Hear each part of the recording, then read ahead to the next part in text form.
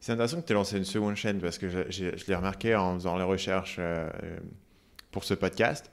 Je me suis demandé, mais pourquoi as-tu fait ça? Ouais, je vais te dire. J'ai deux chaînes et tu vois, l'autre est surtout pour le podcast, etc. Donc là, du coup, je considère sérieusement investir de plus en plus de temps sur la chaîne secondaire. Mais il y a un côté où quand tu es tout seul et tu fais déjà une vidéo par semaine sur ta chaîne principale, c'est casse-gueule de devoir alimenter une seconde chaîne, de devoir la faire démarrer à partir de zéro, de faire des vues, de chauffer ton algorithme, d'avoir des recommandations, etc. Alors que voilà, sur ta chaîne principale, tu as l'air de faire des trucs qui marchent déjà bien. Ben, je vais te dire, en fait, c'est que de temps en temps, tu sais, quand ça commence à marcher, Mhm. je trouve que c'est vraiment important de se recentrer sur ta mission, sur c'est quoi finalement ce qui compte pour toi. Et moi, je suis fondamentalement un professeur et un citoyen. Et vraiment, la chose qui me motive, et c'est pour ça que je me suis lancé sur YouTube à l'origine, voilà, c'est d'ouvrir une immense université.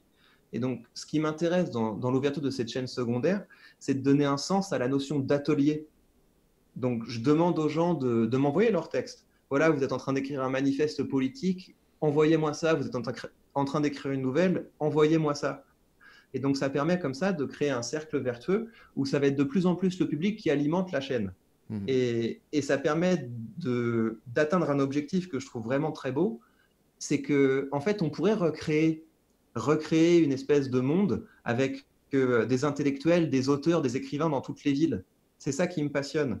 Et donc, pour motiver mon public, bah, j'ai aussi créé ce nouveau format où quand je me balade, quand je me promène en France, ben, je vais leur présenter un auteur de la ville dans laquelle je me balade pour que les gens se disent, mais oui, en fait, on est dans un terrain où il y a plein de grands penseurs, il y a plein de grands auteurs qui ont émergé.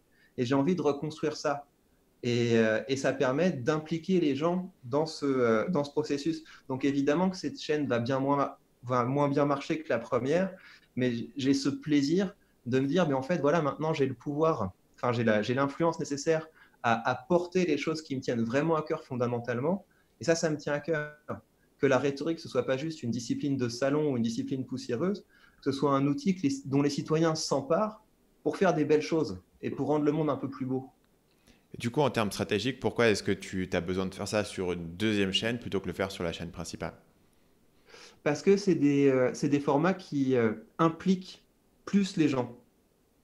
Et donc sur la chaîne principale, c'est très bien. Et puis moi, j'aime bien être dans le game. J'aime bien pouvoir être dans les tendances. J'aime bien pouvoir à faire du YouTube.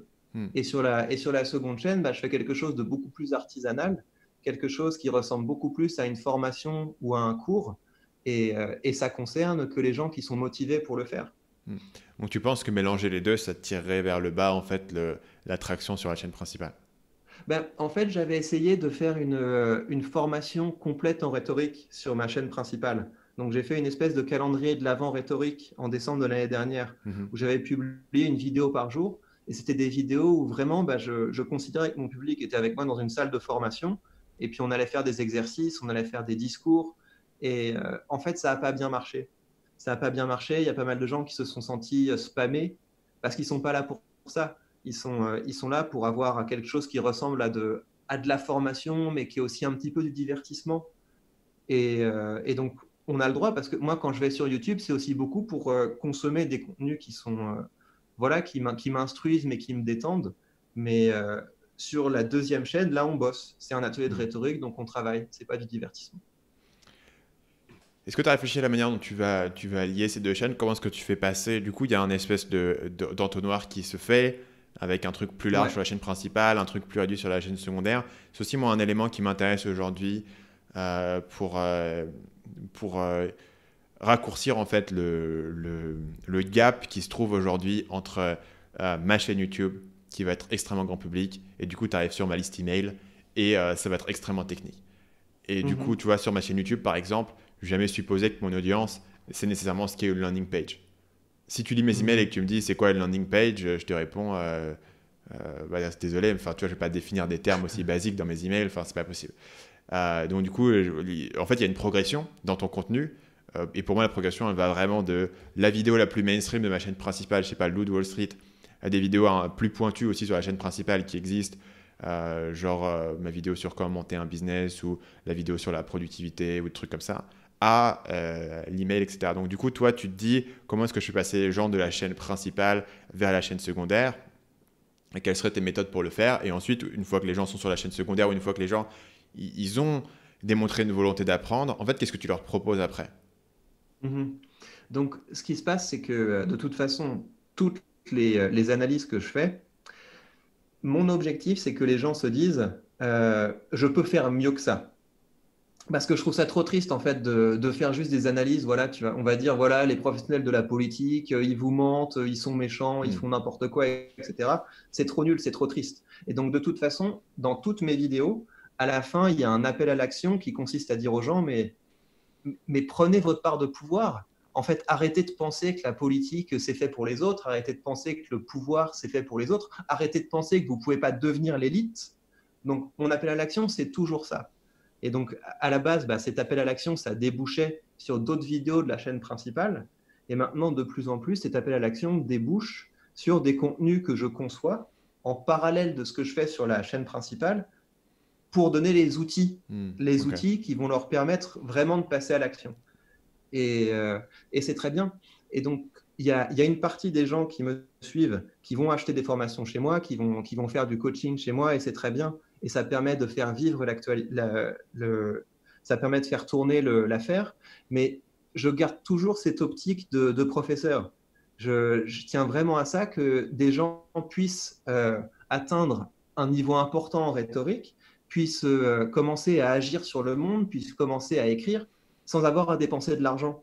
Et Hmm. c'est aussi pour ça que je monétise mes vidéos. C'est parce que je considère que c'est vraiment chouette qu'on ait aujourd'hui des outils qui permettent de financer du contenu gratuit utile.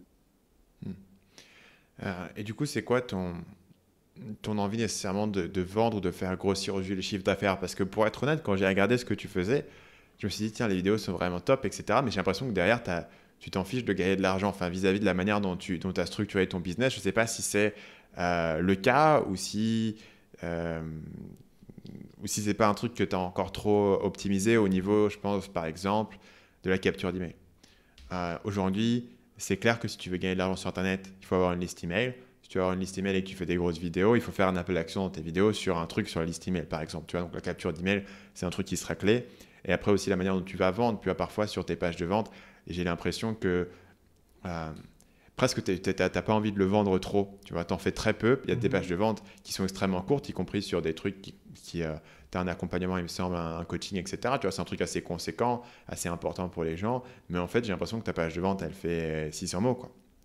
Du coup, je me demandais, toi, si c'était un truc en fait, où tu te dis, c'est vraiment si les gens ont envie de le prendre qu'ils le prennent, ou est-ce que tu as une stratégie plus délibérée de te dire, moi j'ai envie de construire ça, j'ai envie de le développer aussi de cette manière-là, aussi sur l'aspect financier. Comment est-ce que tu réfléchis à cette question?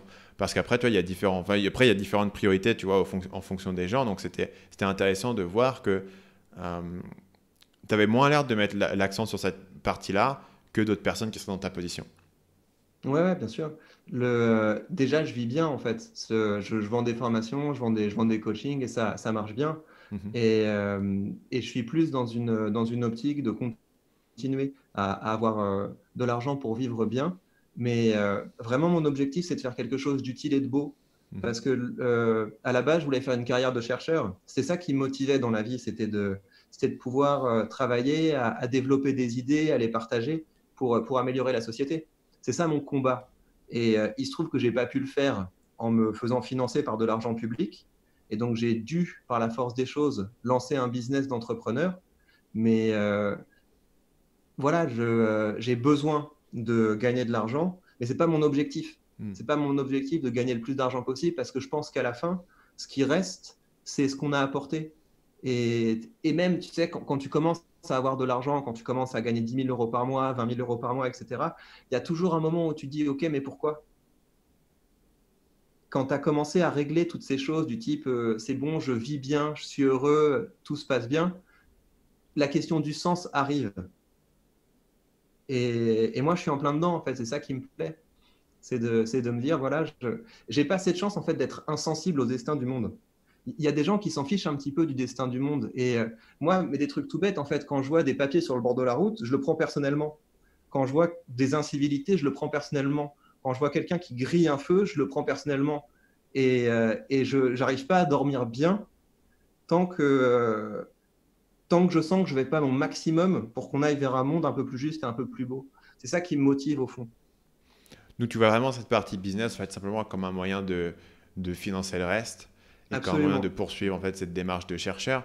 Du coup, tu as l'impression en passant de chercheur à l'université à je fais des vidéos, tu as l'impression d'avoir gagné en marge de manœuvre intellectuelle, on va dire, ou d'avoir perdu dans le sens où finalement, tu peux peut-être pas faire des trucs aussi compliqués sur YouTube. Comment est-ce que toi, tu t'as vécu en fait ce passage de dire, je développe toujours des idées, mais je les développe dans un contexte totalement différent. Alors, c'est une question que je me pose vraiment. Quand je lis les articles que je publiais quand j'étais universitaire, je me dis, OK, d'accord, c'est extrêmement sophistiqué, et je me demande vraiment si c'est vraiment de la qualité. Parce que tu peux quand même, quand tu es universitaire, développer des trésors d'intelligence et de sophistication pour dire finalement des choses qui mordent assez peu sur le réel. Et du coup, je me dis que là, j'arrive à trouver un assez bon compromis entre quelque chose qui est exigeant intellectuellement, mais quelque chose qui a un vrai impact sur le monde. Donc je pense que de ce Mm. point de vue-là, ça marche bien. Et je me suis demandé si j'étais encore capable de m'installer vraiment dans le développement de mes idées, parce que finalement, quand on produit des vidéos, c'est un processus qui est beaucoup plus court que quand on écrit un article scientifique. Et c'est pour ça que j'ai accepté d'écrire un livre. On a le même éditeur d'ailleurs, et mon livre va sortir bientôt. Et en fait, c'est encore là. Je suis encore capable de m'installer vraiment dans le développement d'une réflexion, dans le développement d'une pensée. Et donc, je pense qu'après ce livre-là, j'en écrirai d'autres pour pas perdre ça. Du coup, c'est un livre que tu vas axer plus sur un angle académique et moins sur un angle je suis Victor Ferry, youtubeur, ou Ah c'est je non, suis y a pas Ferry, tellement. youtubeur. Il n'y a pas tellement je suis Victor Ferry, youtubeur. Je voulais faire un traité de rhétorique. Donc, D'accord. je voulais faire un livre qui ressemble à un traité de rhétorique antique, comme ce qu'aurait pu écrire Quintilien, Ok. comme ce qu'a écrit Aristote, que les gens peuvent prendre et donc les accompagner comme ça dans le développement de leurs compétences rhétoriques, mais appliquer aussi aux réseaux sociaux, parce que je considère que les réseaux sociaux, c'est un super terrain d'expérimentation Mm. rhétorique, notamment avec toutes les analytics. Aujourd'hui, c'est vraiment possible quand on fait une hypothèse de se dire, OK, je vais le tester. Alors que quand Aristote a écrit son traité, la manière de savoir si un discours marchait, c'était le vote du public, c'était les applaudissements. Il n'y avait pas tellement plus d'indicateurs pour Mm. savoir si ça fonctionnait. Salut, c'est Stan, j'espère que vous avez apprécié cet extrait du podcast Marketing Mania. Bien sûr, vous pouvez retrouver l'ensemble des épisodes du podcast, y compris les instructions sur comment vous abonner sur l'application Apple Podcast ou sur votre téléphone Android en vous rendant sur mon site à l'adresse marketingmania.fr/podcast. Je vous ai mis le lien dans la description de cette vidéo.